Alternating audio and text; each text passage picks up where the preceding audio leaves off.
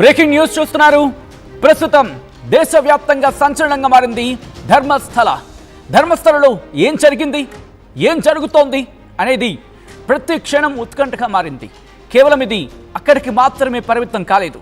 ధర్మస్థల పరిసర ప్రాంతాలకు సంబంధించి, మరీ ముఖ్యంగా నేత్రావతి నదికి సంబంధించి పరివాహక ప్రాంతాల్లో కూడా అసలు ఇంతకీ ఏం జరుగుతోంది?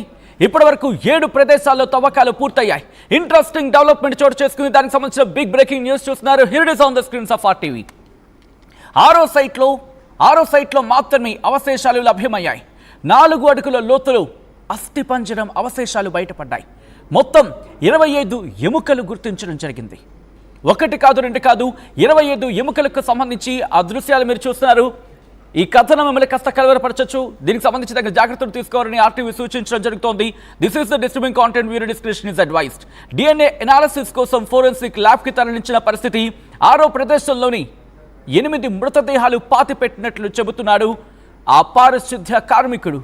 ఈ నేపథ్యంలో ఇప్పుడు కీలకమైన టర్నింగ్ పాయింట్ తీసుకోబోతోందా? మిగతా ప్రదేశాల్లో కూడా తవ్వకాలు జరుగుతున్నాయి. ఆ ఎక్స్కవేషన్ వర్క్స్ జరుగుతున్న విజువల్స్ మీరు చూస్తున్నారు. ఇటు నేత్రావతి ఒడ్డున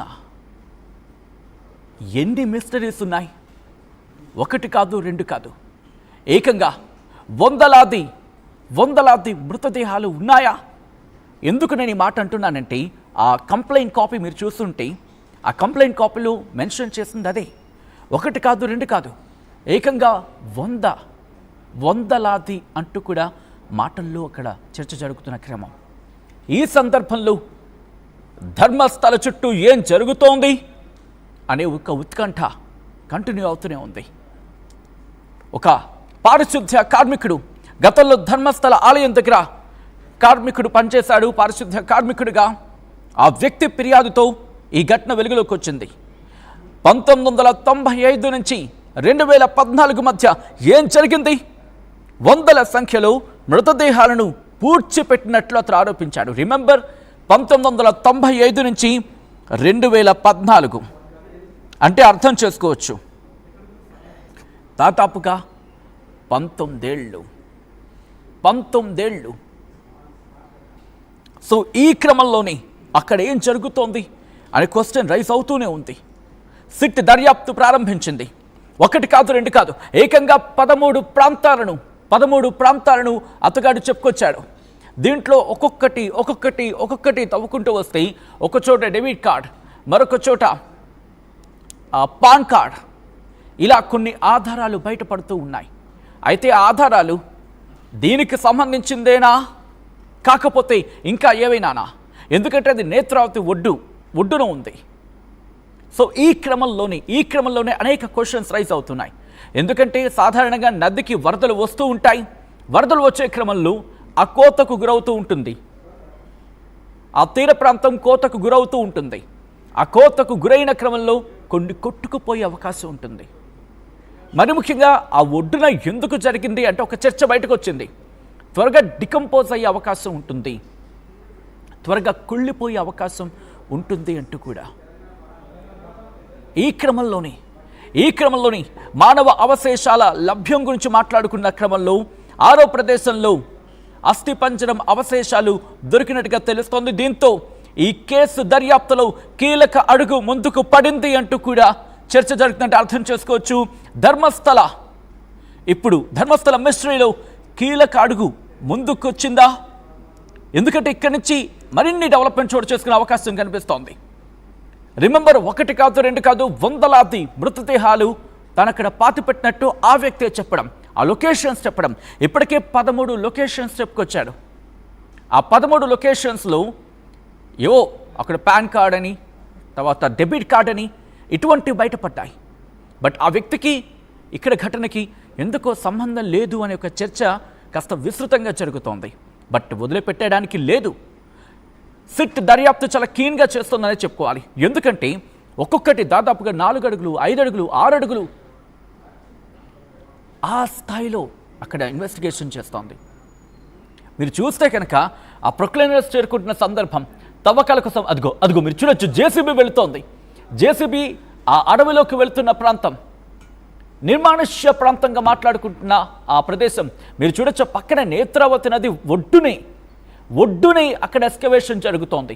బహుశా ఈ క్రమంలో సిట్ దర్యాప్తు కాస్త టర్న్ అయ్యే అవకాశం కూడా ఉంది. ఎందుకంటే అదే నేత్రావతి నది, వరదలు వచ్చే అవకాశం ఉంటుంది. నదికి వరదలు సహజం. సో ఈ క్రమంలోని ఆధారాలు పూర్తిగా మాయం చేసేందుకు నేత్రావతి నది ఒడ్డున పాతిపెట్టే ప్రయత్నం జరిగిందా? ఈ ప్రశ్న తలెత్తుతూ ఉంటుంది.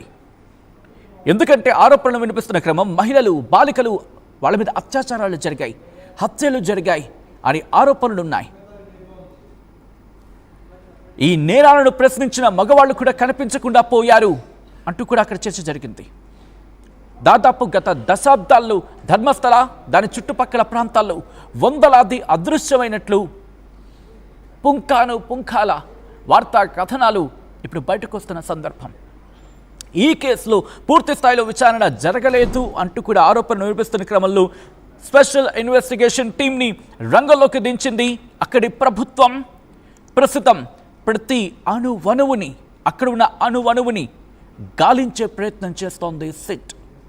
అంతర్జాతీయ మీడియా అక్కడే ఉంది, జాతీయ మీడియా అక్కడే ఉంది, స్థానిక మీడియా అక్కడే ఉంది. అక్కడ ఏం జరుగుతోంది? జరిగే ప్రతి పరిణామం ఇటు అక్కడ ఆ మిస్టరీని పూర్తిగా క్లియర్ చేసే అవకాశం ఉంది. అంటే ఆ మిస్టరీని పూర్తిగా బయట పెట్టే అవకాశమే ఉంటుంది. ఈ దర్యాప్తు ఇంకా కొనసాగుతున్న సందర్భం. ఈ నేపథ్యంలోని కీలక పరిణామం చోటు చేసుకుంది. ఒక చోట 4 అడుగులు తవ్వితే 25, 1 కాదు 2 కాదు, రిమెంబర్ 1 కాదు 2 కాదు, ఏకంగా ఎన్ని ఉండొచ్చు? ఒక్కసారి మీరే గెస్ చేసే ప్రయత్నం చేయండి. 1 కాదు, 2 కాదు, 3 కాదు, 4 కాదు, 1, 2, 3, 4, 5, 6, 7, 8, 9, 10, 11, 12 కాదు, 13, 14 లెక్కేసుకుంటూ కాదు, ఏకంగా 25 ఎముకలు బయటపడ్డాయి. 25 ఎముకలు అక్కడ బయటపడ్డాయంటే కీలకమైన డెవలప్మెంట్. ఆ ఎముకలు ఎవరివి? మానవ అవశేషాలవైనా? ఎందుకంటే అంత నిర్మానుష్య ప్రాంతం కాబట్టి ఇంకెవరివైనా? ఒకవేళ అయితే అది ఈ పారిశుద్ధ్య కార్మికుడు పాతి పెట్టానని చెబుతున్న వాళ్ళదేనా? అనేక క్వశ్చన్స్ రైజ్ అవుతూ ఉంటాయి. మీరు కూడా ప్రశ్నించే ప్రయత్నం చేయండి, మీరు కూడా మీ అనుమానాన్ని వ్యక్తం చేసే ప్రయత్నం చేయండి. కొంతమంది ఆల్రెడీ తమ కమెంట్స్ని, తమ క్వశ్చన్స్ని రైజ్ చేస్తున్నారు. ఎందుకంటే అది నేత్రావతి ఒడ్డు. ఎవరైనా ప్రమాదవశాత్తు దాంట్లో జారి పడిపోయి కొట్టుకు వచ్చినా వాళ్ళ ఆ మృతదేహాలు కూడా ఒడ్డు కొట్టుకొచ్చే అవకాశం ఉంటుంది. వరదలు వచ్చే క్రమంలో ఇంకా పైనుంచి రావచ్చు, అక్కడ ఉండిపోవచ్చు. ఇలా అనేకమైన క్వశ్చన్స్ రైజ్ అవుతూ ఉంటాయి. ఇంకొకసారి చెప్పడం జరుగుతోంది, ఇంకొకసారి ఆర్టీవీ చెప్పడం జరుగుతుంది. ఇది మిమ్మల్ని భయభ్రాంతులకు గురి చేయడం ఆర్టీవీ ఉద్దేశం కాదు. కానీ ధర్మస్థల ఇప్పుడు దేశవ్యాప్తంగా చర్చాంశంగా మారింది. మరి ముఖ్యంగా మిస్టరీ, అక్కడేదో ఒక రహస్యం దాగుంది అంటూ చర్చ జరుగుతున్న క్రమంలో ఆ పారిశుద్ధ్య కార్మికుడిని తీసుకువెళ్ళి అక్కడ ఇన్వెస్టిగేషన్ ఆయన దగ్గర, అదుగు మీరు చూడొచ్చు ఆ అతగాడి రహస్యం. అక్కడే ఆ అతగాడి డీటెయిల్స్ బయటికి రాకుండా, ఇన్ ద సెన్స్ అతగాడి మొహం ఎక్కడ బయటికి తెలియకుండా చాలా జాగ్రత్తగా అక్కడ తీసుకువెళ్తున్నారు. పూర్తిగా భద్రతా బలగాలు అతడి చుట్టూతో ఉన్నాయి. స్పెషల్ ప్రొటెక్షన్తో అతగాడిని అక్కడికి తీసుకువెళ్ళి, అదుగు అంతమంది అతగాడిని తీసుకువెళ్ళి ఎవరిని అక్కడికి రానివ్వకుండా ఆ ప్రాంతాన్ని పూర్తిగా కార్డన్ ఆఫ్ చేసేస్తున్నారు. ఎవరిని అటు వెళ్ళనివ్వట్లేదు. సాక్ష్యాలు మాయమయ్యేందుకు ఎక్కడ అవకాశం లేకుండా మీరు చూడొచ్చు జేసీబీలు అక్కడికి వెళ్తున్నాయి. మీరు చూస్తే కనుక వాటిని కూడా అక్కడ చీమలు దూరని చిట్టడివి, కాకులు దూరని కారడవి అంటూ ఉంటాం. అటువంటి ప్రదేశంలాగే మనకు కనిపిస్తోంది. ఆ విజువల్ మీరు చూడొచ్చు. అదుగు ఆ ఫస్ట్ బాక్స్లో మాస్క్ పెట్టుకున్న వ్యక్తిని మీరు చూస్తున్నారు కదా. మొత్తం అక్కడ మీరు చూడండి, అందరి కళ్ళు అతగాడి వైపే. అక్కడ మీరు చూస్తే ఒక అధికారి చాలా కీన్గా, చాలా శ్రద్ధగా వింటున్నాడు. ఇతగాడు ఏం చెప్తున్నాడు? నిజమే చెప్తున్నాడా కాదా? ఆ నిజమే ఎంత ఉంది? ఆ నిజం ఎంత నమ్మశక్యంగా ఉంది? ఎందుకంటే గుర్తుపెట్టుకోండి, ఇప్పటికే 13 పాయింట్స్ చెప్పిన సందర్భంలో, అంటే ఆ లొకేషన్స్ ఎక్కడెక్కడ పాతి పెట్టానంటూ చెప్పిన తర్వాత ఇప్పటికీ ఒక 5-6 ఆ లొకేషన్స్ని ట్రేస్ చేసిన తర్వాత